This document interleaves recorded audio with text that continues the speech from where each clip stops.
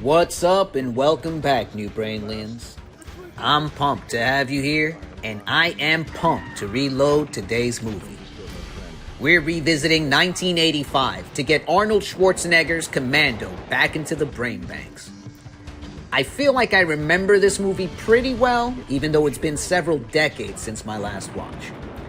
In this movie, Arnold becomes a one-man army while trying to save his kidnapped daughter. And that's all the plot we need.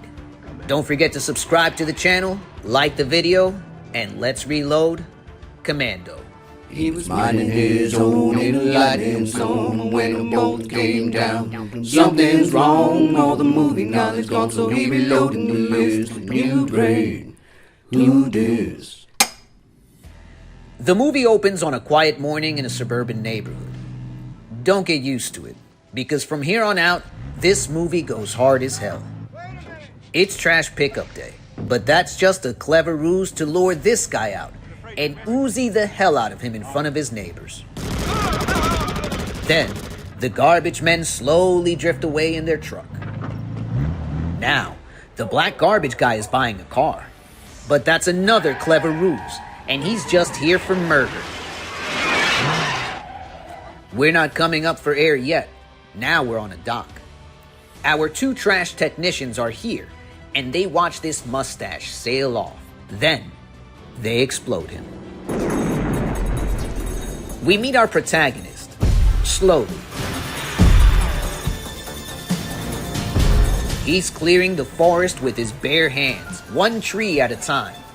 This is Colonel John Matrix, played by my good friend Arnold Schwarzenegger. He's chopping wood, so we know that he's very strong and very manly. He's also the strongest at being a dad. That's his daughter, baby Alyssa Milano. And that takes us to our first montage. It's a dope father-daughter montage. There's ice cream, karate, deer feeding, fishing.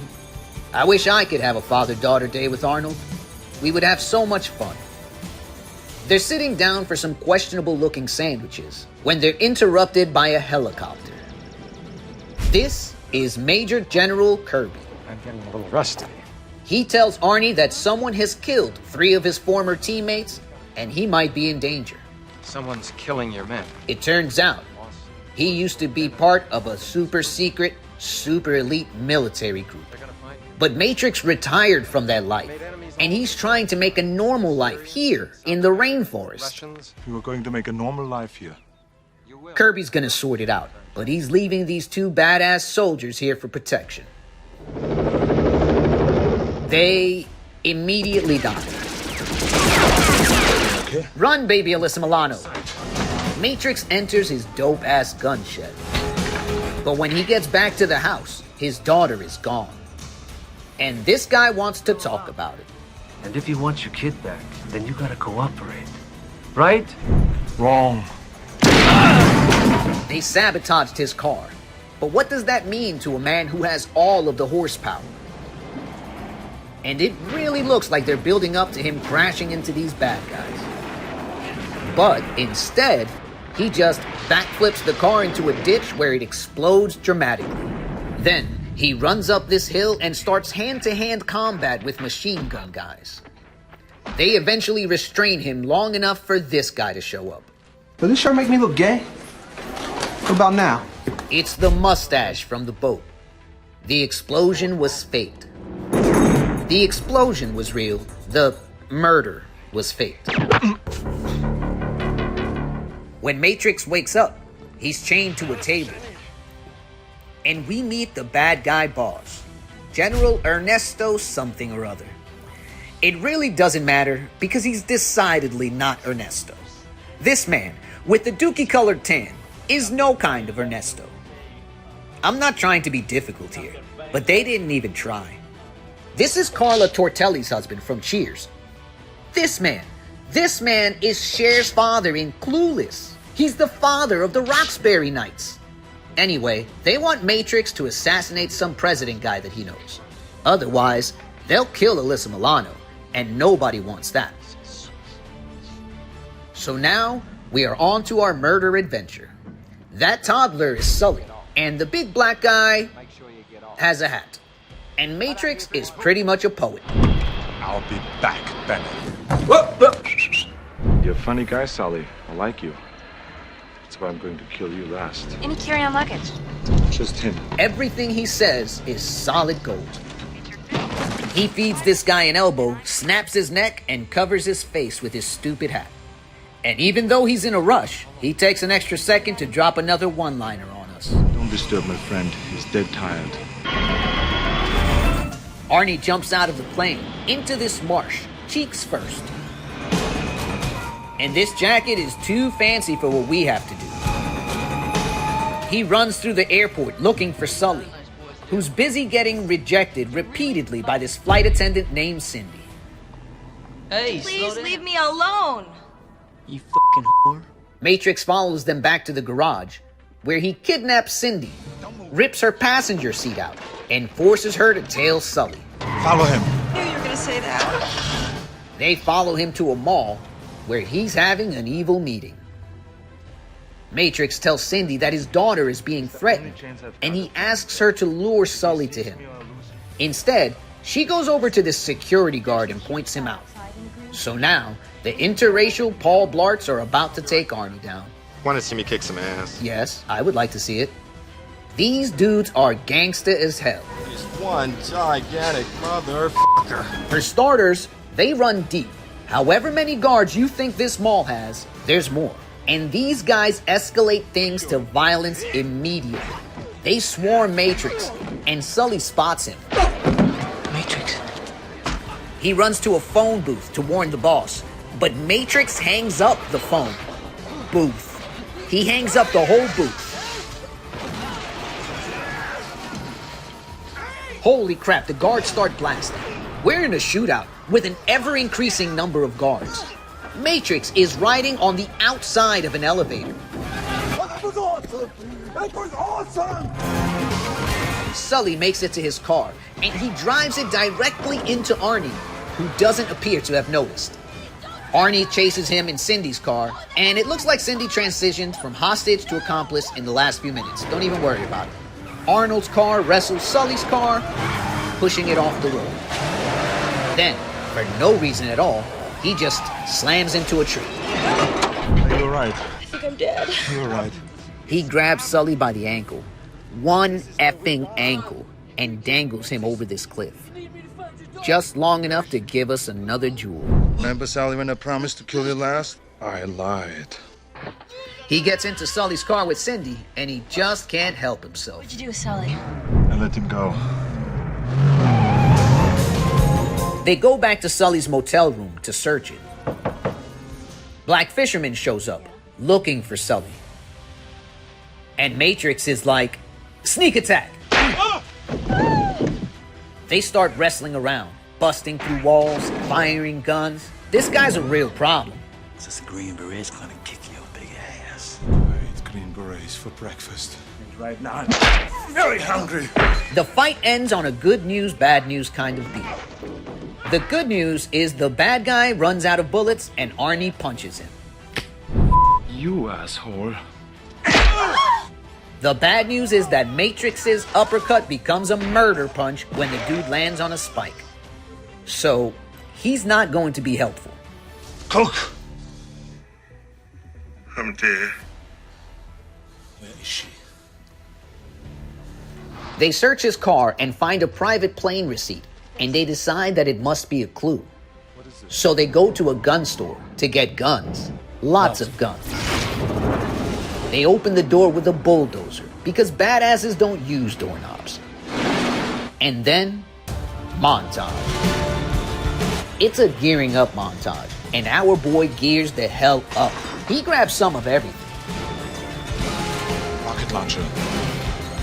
Go! And no one's stopping them because they're busy with the rest of this crime spree at the mall and the motel. Oh, never mind. Don't even think about it. Yeah, makes sense. They arrest Matrix, but it looks like Cindy got away. And she's gonna show some skin to distract these cops or something, right? Does that sound like the movie we've been watching? Of course not. What she does do is fire a rocket launcher at the van. And while that plan should fail in many ways, it does not somehow. The cops may or may not be dead, but the back door of the van is blown open. Of course, Matrix doesn't have a scratch on him. It turns out they still have a bunch of the guns in Cindy's car. They load them onto this little tailspin plane and fly away. This isn't a plane. This is a canoe with wings. Well, then get in and start paddling. But they enter restricted airspace. And Bill Paxton is here, and he's going to blow them the hell up if they don't turn around. You must change course or you will be forced to land. Acknowledge. What are you doing here, Bill Paxton? It's so good to see you, man. Looking good, man. Looking good. First change course or you risk being shot down. Oh, she flies closer to the water and drops off their radar. They're fine. We lost him, sir. Matrix canoes up to the shore, super buff.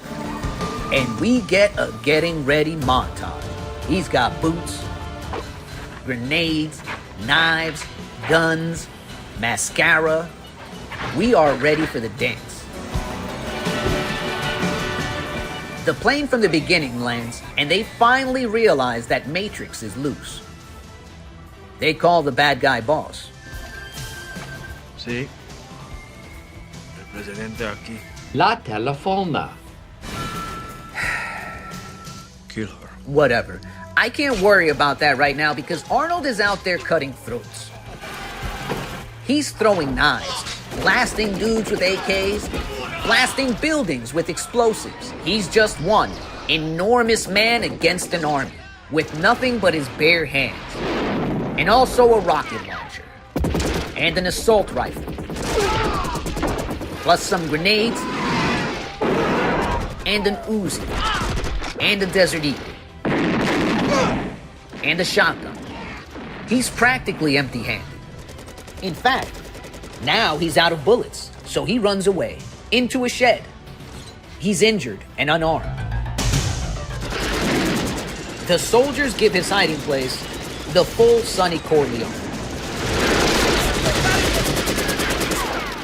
Nothing could have survived that. Nothing except this pitchfork. And these buzzsaw blades. Testicle axe. Machete. Belt-fed M60.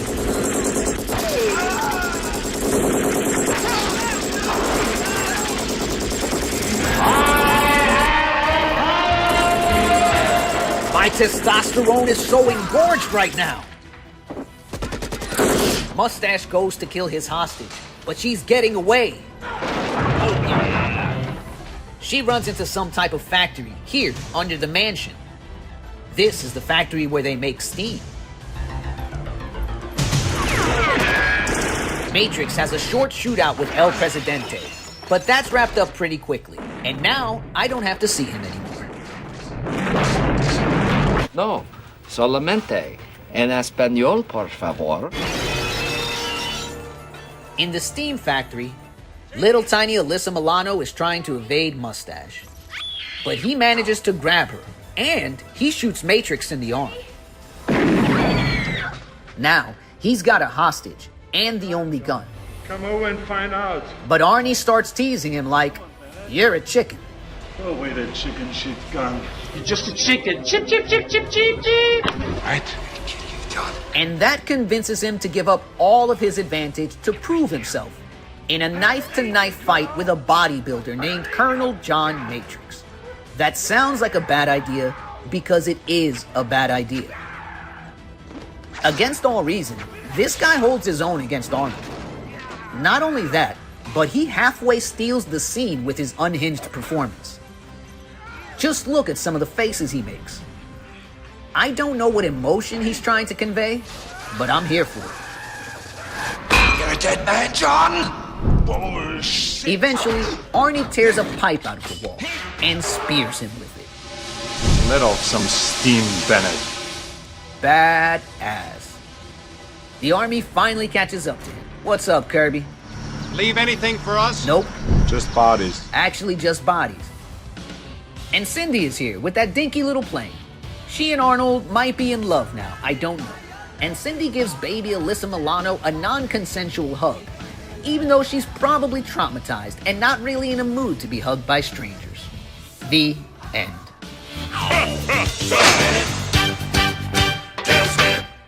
This has to be one of my top 3 favorite Arnie movies of all time. I think I say that every time I watch one of his movies, but this time, I probably mean it. It's got all of the action and badass quotes that I want in a Schwarzenegger movie. The final fight with Mustache was pretty dope, but they could have done a little better with El Presidente. Let me know in the comments which white actor you think would have done a better job in that role. Don't forget to subscribe to the channel, like the video, and share it with the world. Until next time. New brain, do this. I'm white and 35. Do you believe that he is a white man? I mean, he isn't. Shit, I'd love to wake up one day and say, hey, everybody, I'm Rihanna. But I ain't.